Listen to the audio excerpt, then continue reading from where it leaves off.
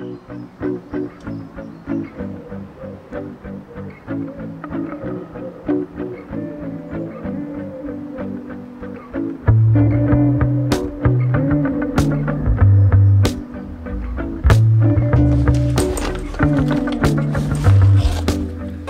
she's leaving. Okay, so I've got about a kilometer, 800 meters between me and the track, and every day this is what I find right in the middle of my bike ride. Let me quickly show you.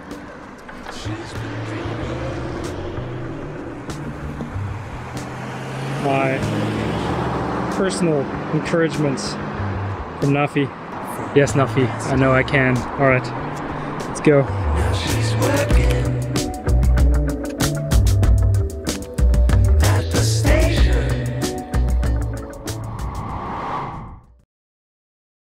In the training sessions, it was really important to get to that maximal intensity, competition intensity. The first training session when Thomas came back to Belgium, he went quite hard for it, but just tried to maintain quite relaxed. And then the second session, it was full out, 100%. We were looking in training, how is he reacting? And if that was good, we could get him into the competition.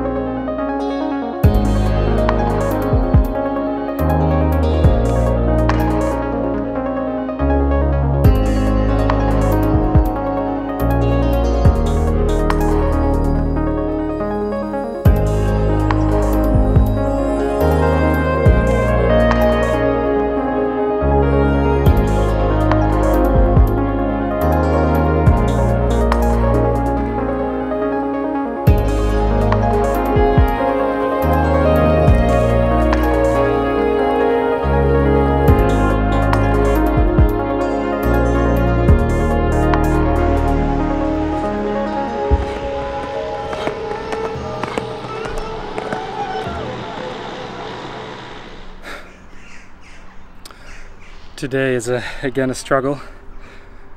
Yesterday I did hurdles, first time at 106, so the intensity was a bit higher, and yeah, today my body just doesn't want to go.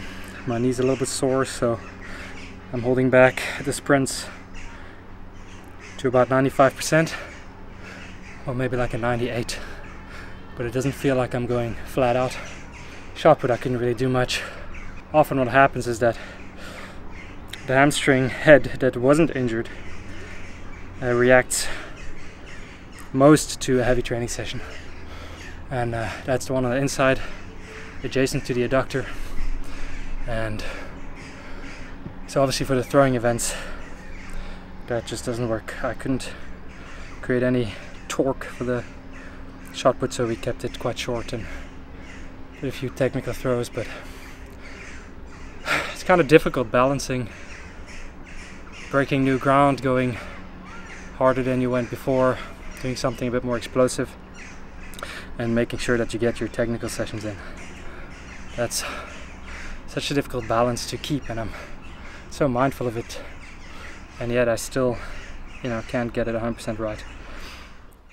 For the long jump, we didn't take it too fast. So that meant our goal was to get it back into competition, not on a full run-up, but a shorter run-up. And we kind of stick to that plan, and we just increased speed a little bit, but we didn't went 100%.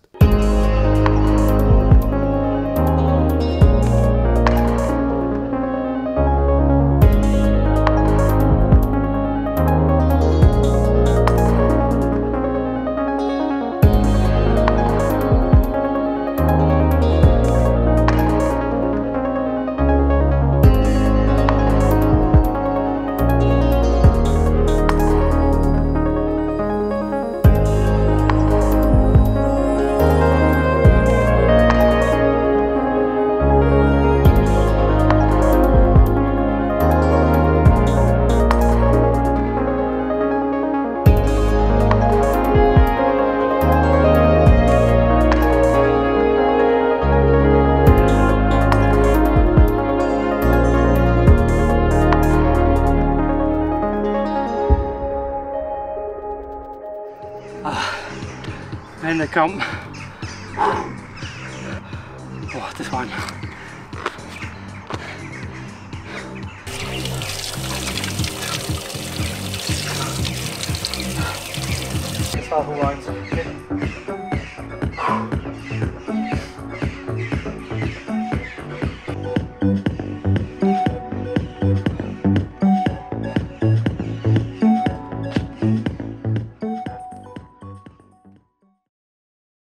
The general feeling before going into competition was actually quite good at that moment. Thomas's shape was getting better and better. Technically, he was also doing quite good. So it was kind of exciting to see, okay, what are his opening results going to be? And I think we were looking forward to do these first competitions because it was almost a year since he did get into competition. So it was a quite exciting moment for him, I think. Alright, so I just arrived at the National Champs, and this is going to be my first competition since Tokyo. I've asked them to make an exception for me, so I'm competing in 5 events this weekend. So today I'm doing discus and shot put. Tomorrow is high jump, and Sunday is pole vault and javelin. So it'll be interesting. I think the main purpose of this weekend is to physically test how my body will react. So I'm here to test whether it's realistic to do a decathlon and do 10 events in a row. So I'm starting off the easy way, which is doing field events. And then next week I might try to do long jump. And the week after I might try sprints and hurdles. And then I'll have to take a decision whether I'll actually go to Worlds or not.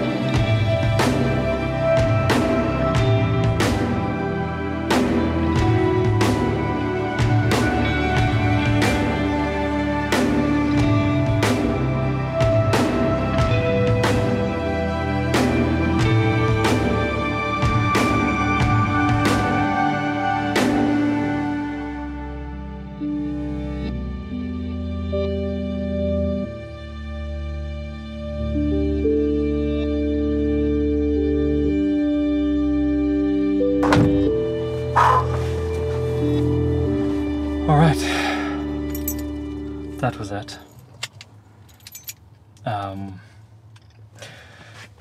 Yeah, discus was alright. I was having trouble getting into the competition. Just to get pumped. Didn't feel like I was competing. But you know, after round 1 I started getting into it and I had a good throw, or a few good throws, but was struggling when I was really trying to put in more effort, because that's something I haven't been able to do at training. So I ended with a 45-20. You know, not too bad. Most of my decathlons the last few years have been about like 46s, 47 maybe, which I think, you know, is possible with a few more training sessions. That's fine. And shot put was a different story.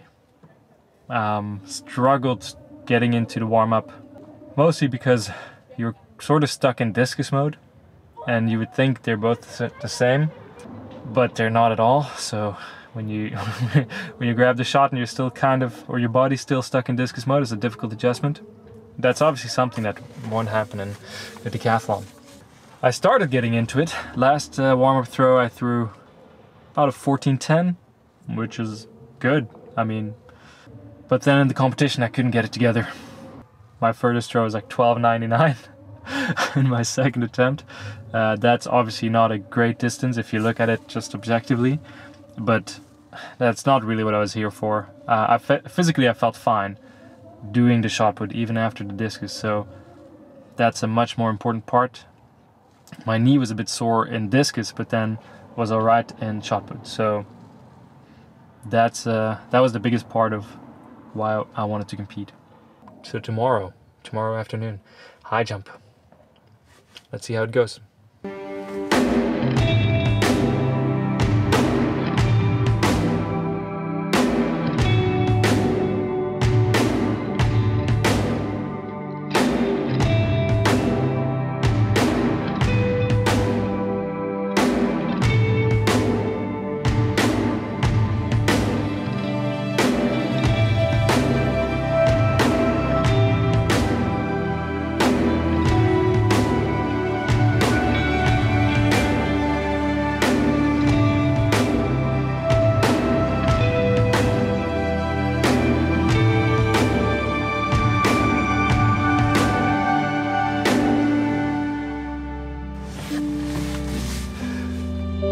Okay. Yeah, that was frustrating. Right in the middle of the competition, it started raining. I slipped a little bit in my first jump, so that didn't really help. So I didn't make 2:01 today, I only made 1:95, and then obviously the rain hit, and then I was kind of out of my element. A bit frustrating, I'm not gonna lie. I don't think I'm gonna get another chance to do high jump before Worlds, so this was my only chance. And I did feel like there was a lot more intensity and energy in there than in training, but I couldn't really get the jumps in that I wanted, so I only had 5 jumps in this competition. I wish I had somewhere near like 8 or 10 jumps just to practice jumping at higher speed. But the positives were, I felt alright. Warm-up was easy, first few jumps were easy, my knee feels fine, my hamstring feels okay. I did some accelerations after the high jump, just to kind of give some input to see how I recover for tomorrow, and those felt fine. So I'm gonna rest it out. On to tomorrow.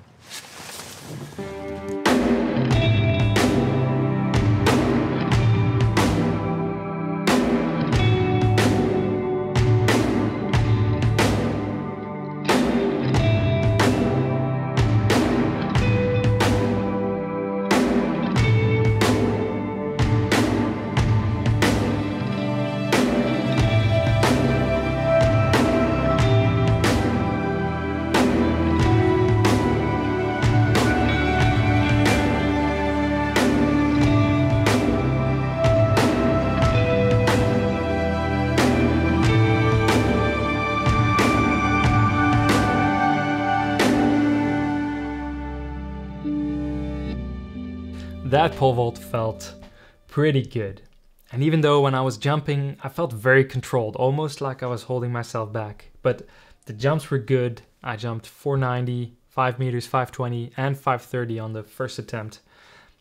And then I called it quits because I could feel my left hamstring being a bit tight, which is my non-injured hamstring, by the way.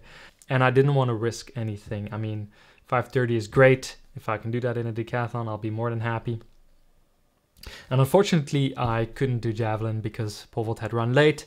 So, I had to skip all that. But I was very happy. I mean, physically, this weekend had been a great test. I got through every day without major issues. And after pole vault, I felt good. It didn't even feel like I had done all that much. So that was a really good test. Mentally, though, there was a bit more struggle.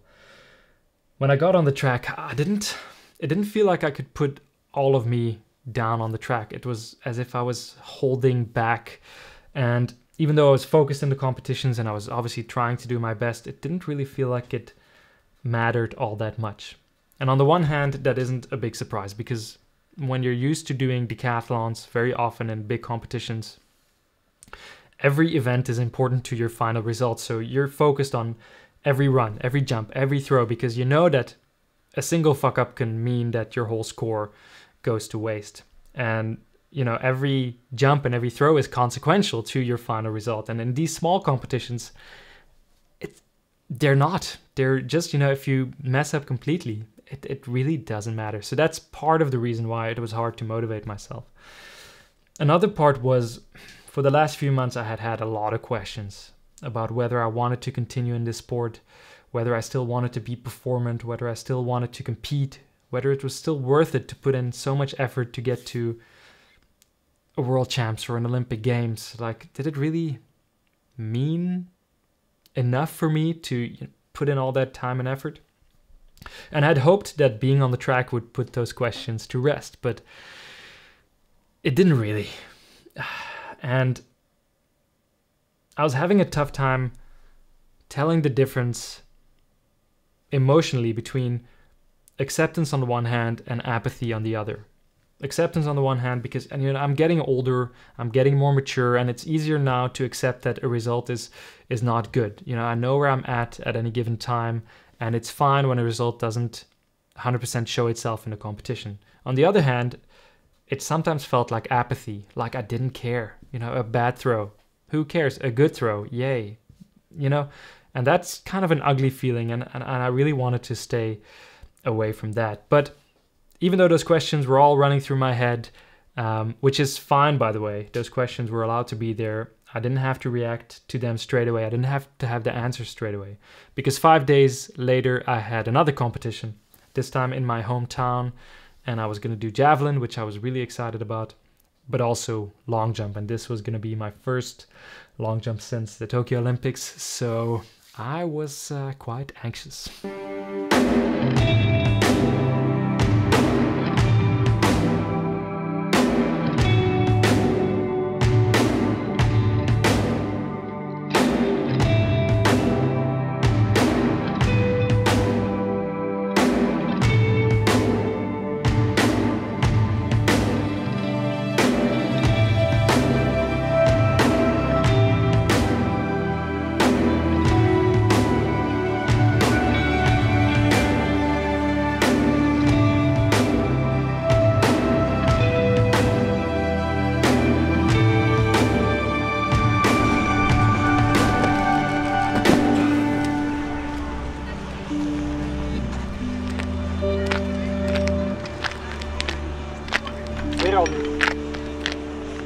Anyone who remembers episode 3, where I talked about javelin going really well, and if I managed to put the same sort of training together for the rest of the year, I would be throwing very well.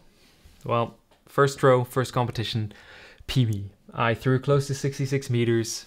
Unfortunately, a few days before I had triggered my adductor, and through warm-up it got worse and worse, but I decided to give it a go. And my first throw was good. It wasn't a great throw. It wasn't as good as the training throws I had done in the weeks before, but it was a PB. So, I got to be happy about that. But then unfortunately, my muscle was done. The second throw went nowhere, and I decided to call that competition a day. I then had some treatment from the physio to check if the adductor was all right, and it was. So I decided to go on to long jump. That was tough. It was my first time on the runway for a competition since Tokyo. It felt very difficult to motivate myself, very difficult to commit myself to attacking the board. And, my knee was also hurting a bit on every takeoff. So it was a really, mentally, it was really challenging to be back on the runway in that fashion. And so I got to my first attempt, and I didn't hit the board, but I jumped a 6.98. Which is decent. I'm still on a short approach. This was like 10 steps, which is much shorter than 16 steps, which is my full run-up. And I went on to the second attempt, and again, I didn't hit the board. But now I jumped a 7.04. So now I'm jumping 7.04 without hitting the board, which is actually really, really good. And everyone was happy and positive. And I just got dragged down. Like, having to apply myself to the long jump was really tough. And so it was hard to enjoy the fact that these results were actually pretty good. If I can do a 7.04 without hitting the board, I can definitely do a 7.20, 7.30 at a championship, which is really, in this first year of coming back, is good enough for me. But it was hard to enjoy. So now I had to see how my body reacted to this long jumping, because my knee did feel quite sketchy while I was jumping. All right, it's Wednesday, so it's been 5 days since long jump, and my legs feel dead still, and my knees sore. But it doesn't mean that I can't still make it a decent session. So doing some short sprints, some mid sprints, and then some 400 work. So that should be fun. Let's go.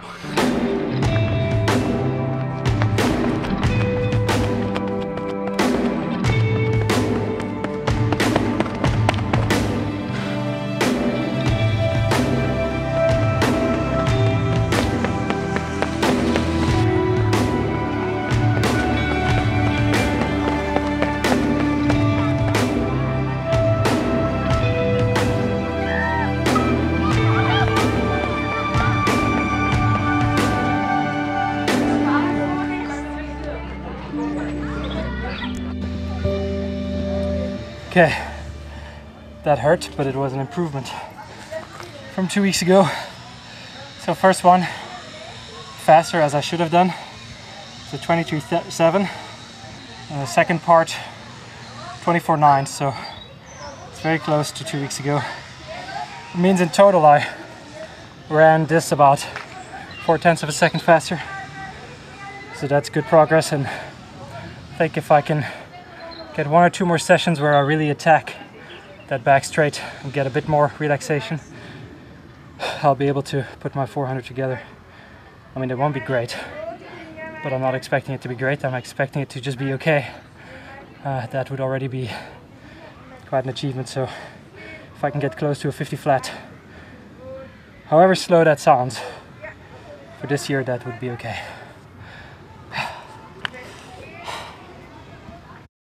Ik zeg tegen veel van mijn atleten en ook tegen Thomas, ja, wat hij denkt is juist. Ik bedoel, je hoofd weet wel wat je kunt en wat je niet kunt.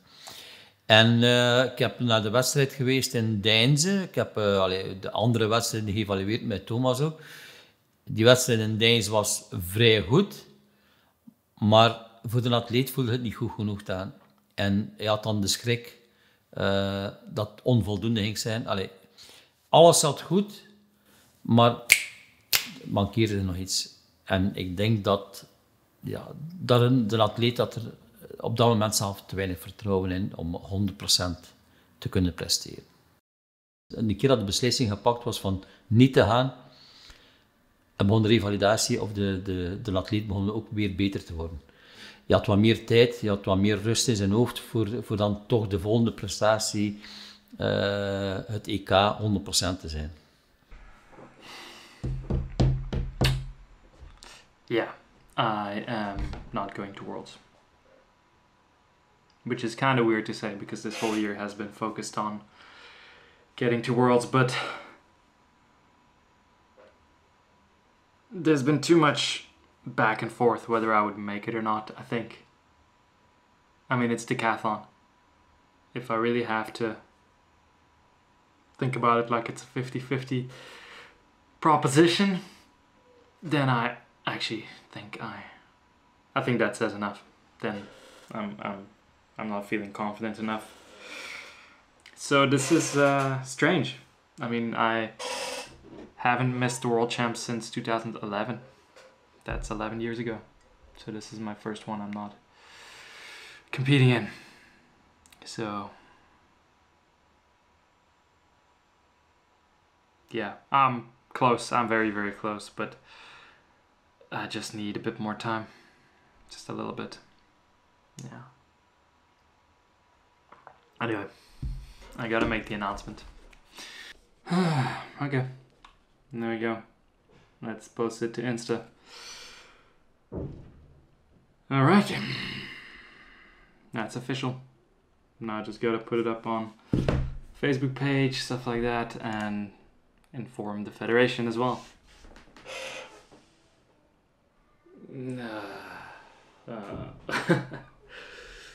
Yeah, that's World's gone. But yeah, like focus on Europeans now. I mean,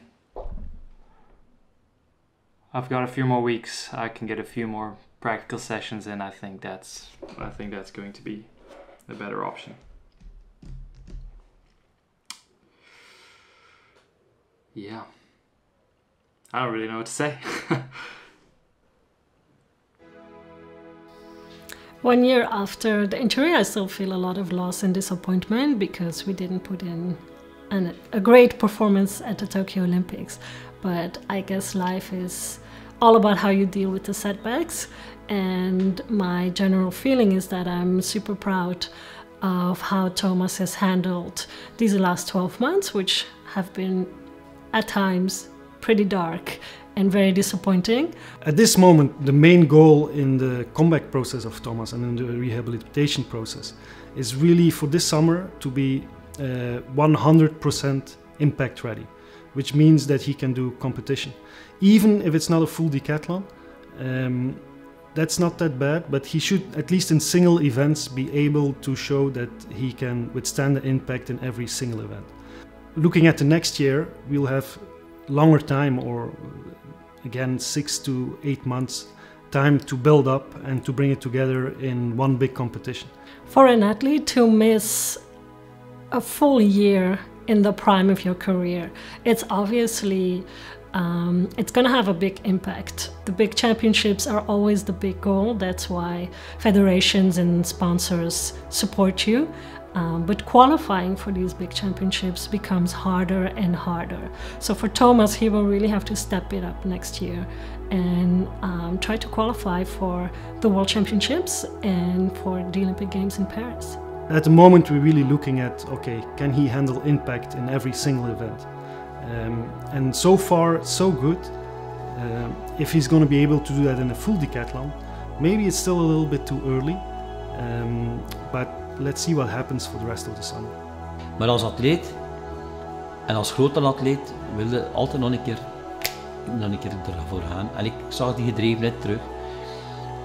Ja, en ik vond het dan een positieve aanzet voor de... ik heb er vertrouwen in voor de volgend jaar, zal ik maar zeggen.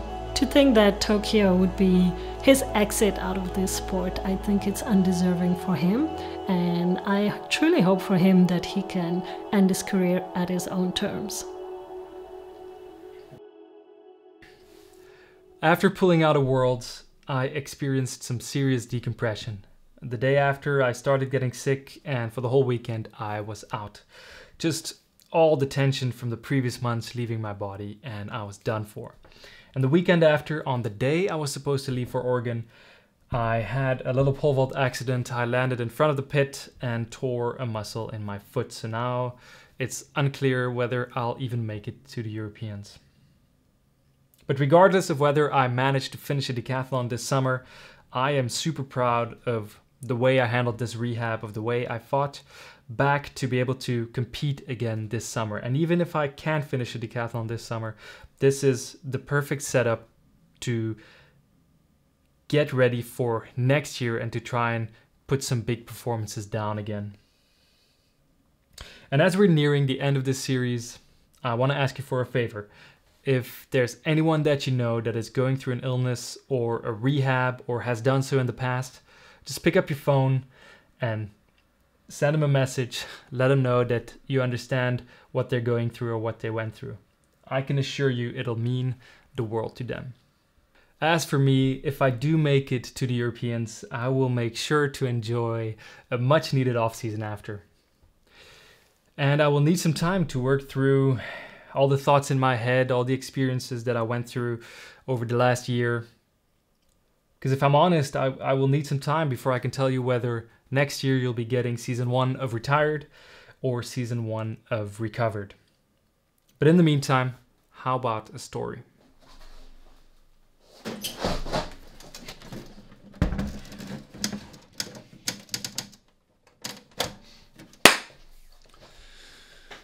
Okay, I am finally recording this.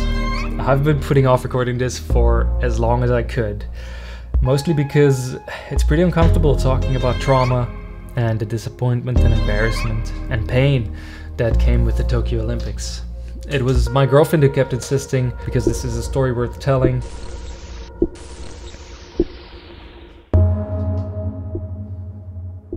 I'm not asking for release.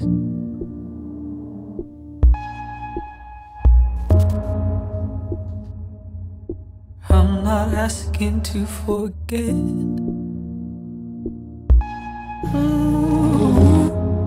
Never regret what you've given me.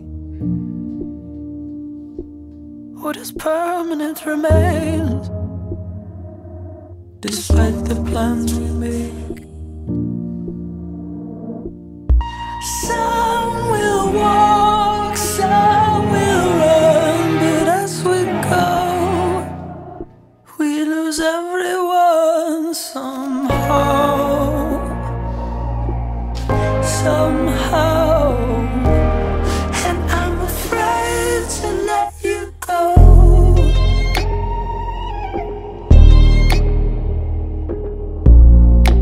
I'm afraid to let you go.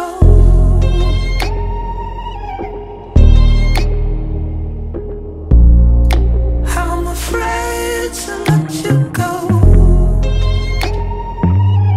Oh, to let you go. Afraid to let you go. Oh, to let you go.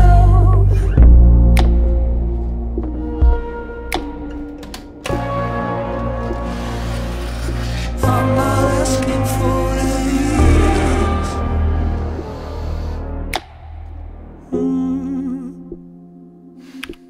I'm not asking for release.